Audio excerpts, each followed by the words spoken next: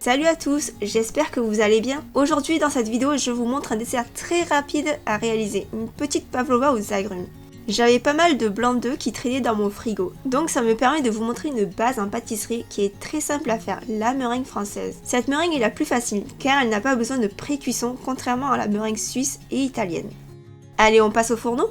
Je commence par faire monter les blancs en neige en vitesse rapide.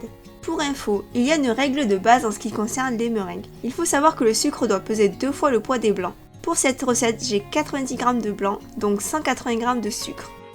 Dès que les blancs moussent, j'ajoute le sucre petit à petit. Le sucre va aider à stabiliser la texture des blancs et avoir une mousse plus ferme. Je verse le sucre en 3 fois en laissant un peu de temps entre chaque incorporation, pour qu'il ait le temps de se dissoudre dans les blancs. Ça permettra d'avoir une texture de meringue plus lisse et soyeuse. Voilà, la meringue est prête. Elle est bien ferme, elle tient parfaitement seule sur le fouet et forme une jolie pointe. Je vais préparer ma plaque de cuisson pour le pochage. J'ai pris un cercle de 20 cm pour avoir la base de ma pavlova. J'utilise ensuite un stylo alimentaire pour tracer mon cercle. Si vous n'en avez pas, vous pouvez prendre un crayon ou un marqueur.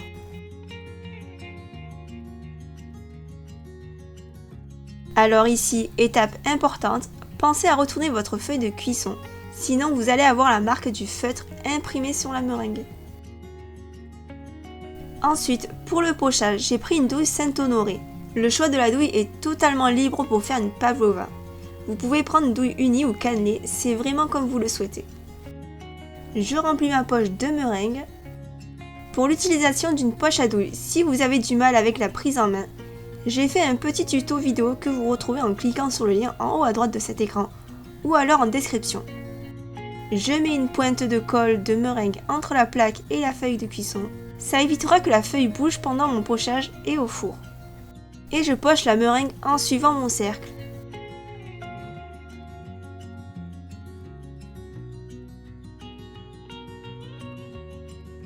Je fais une deuxième rangée à l'intérieur.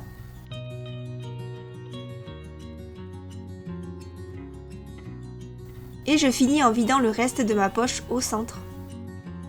Ici, pas besoin que ce soit joli, de toute façon ça va être recouvert par la chantilly et les agrumes. Ensuite, j'étale le milieu avec le dos d'une cuillère pour boucher les trous et lisser un peu la surface. Et voilà, direction le four. Je règle la température à 100 degrés et en chaleur tournante. Et c'est parti pour au minimum 1 heure de cuisson. Pendant ce temps, je vais préparer mes agrumes. J'ai utilisé plusieurs variétés pour avoir un panachage de couleurs. J'ai pris des petits kumquats que je coupe en rondelles.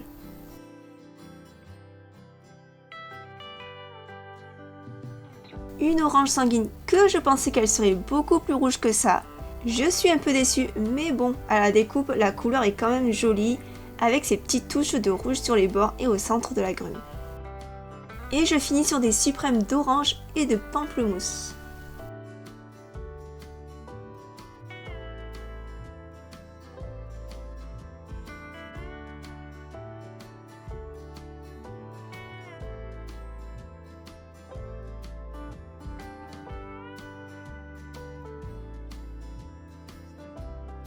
Ah, regardez-moi cette assiette d'agrumes, c'est tout simple mais je la trouve très belle. Allez, je la mets de côté et je vais monter la chantilly. Dans la cuve de mon batteur, je verse la mascarpone avec la crème liquide. Et j'ajoute le sucre glace. Ça va fondre plus rapidement dans la crème, mais si vous n'en avez pas, vous pouvez prendre du sucre semoule. Je fouette à vitesse moyenne.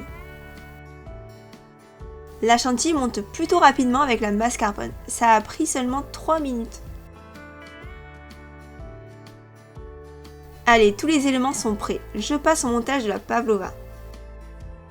Je prends la meringue qui est bien cuite, sèche et froide. Je la retourne pour décoller délicatement le papier. Je prends un carton à pâtisserie et je mets une pointe de chantilly juste pour coller la meringue par-dessus. Je vais utiliser mon plateau tournant, ça sera plus facile pour pocher la chantilly. Je fais la même technique de pochage pour la chantilly en suivant la base de la meringue. Si la recette vous plaît, je compte sur vous pour mettre un petit j'aime, à partager la vidéo et si ce n'est pas encore fait de vous abonner à ma chaîne. Cela me permet de rester motivé pour faire d'autres vidéos de pâtisserie. Là, pareil que pour la meringue, j'ai tapissé le centre de crème fouettée. Et enfin, je place mes morceaux d'agrumes un peu aléatoirement.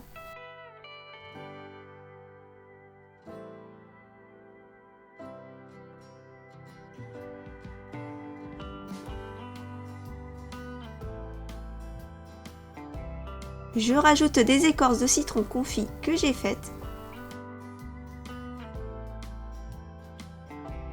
Et je finis avec de la pulpe de fruits de la passion. Et voilà, la pavlova est terminée. J'ai oublié de mettre un peu de zeste de citron vert, mais c'est très bien comme ça aussi. C'est un dessert qui est léger en bouche. L'acidité des agrumes va casser un peu le côté très sucré de la meringue.